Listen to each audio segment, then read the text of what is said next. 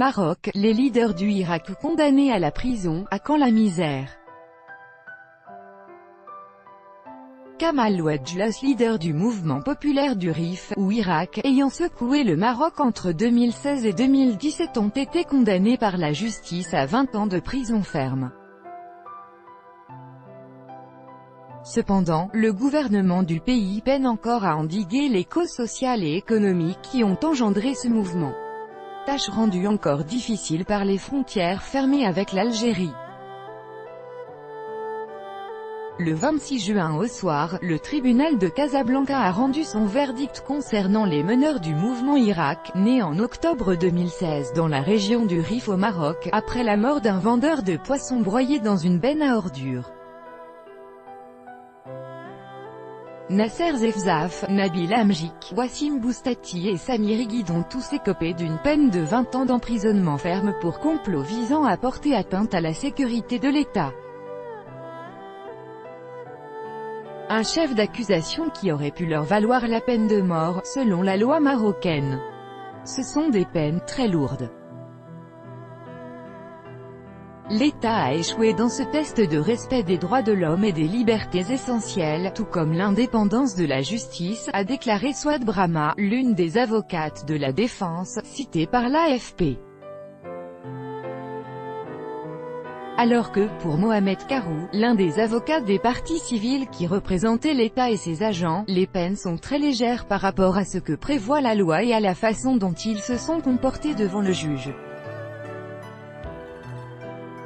Cependant, bien que ce soit la mort tragique du poissonnier qui était à l'origine de la naissance du mouvement de contestation Irak dans cette région berbérophone du Maroc, les raisons du malaise et de la détresse de la population vont bien plus loin qu'une simple dénonciation des conditions de sécurité ayant conduit au drame. L'ampleur de la crise sociale au Maroc est telle que des mouvements sociaux perdurent depuis plusieurs mois. Au nord comme au sud, ces mouvements expriment les mêmes revendications, le droit à des besoins de base tels que le droit à la santé, au travail des jeunes, aux infrastructures pour les zones marginalisées. La population de Djerrada, nord-est du Maroc, NDLR, est aussi mobilisée depuis plus de 7 mois, a affirmé le célèbre écrivain marocain Tahar Benjeloun dans une tribune publiée, le 25 juin, sur le site d'information Le 360. Les revendications de la jeunesse rifaine ne sortent pas de l'ordinaire. Ils veulent un hôpital, une université, des écoles, des mesures de justice sociale et des emplois. Même le gouvernement reconnaît que la situation économique est difficile pour les couches sociales modestes, mais il tarde à mettre en œuvre des solutions efficaces à même de soulager, un tant soit peu, la souffrance des gens, en particulier des jeunes. Les attentes sont claires et bien identifiées, malheureusement la réponse nécessite un peu de travail et le chef du gouvernement s'interdit de faire des annonces tant qu'il n'a pas la garantie que c'est ficelé. Et que cela va aboutir à ce que l'on veut, à savoir l'amélioration du pouvoir d'achat, a confié une source proche du chef du gouvernement, citée par Média 24 ce 25 juin. La crise sociale aggravée par les frontières fermées avec l'Algérie. Les frontières terrestres entre l'Algérie et le Maroc sont fermées depuis 1994. Cette situation pèse négativement sur la dynamique économique des deux pays, mettant ainsi les populations vivant dans les zones frontalières dans une situation de précarité aiguë. Elle pénalise aussi la construction du Maghreb arabe, privant ainsi les populations des 5 pays constituant cet espace de la possibilité de créer une zone économique intégrée. La Banque mondiale a estimé que cette situation coûtait à la région plusieurs milliards de dollars. Le commerce entre les 5 pays du Maghreb ne représente que 3% de leurs échanges globaux, a affirmé M. Benjeloun dans le même article cité ci-dessus.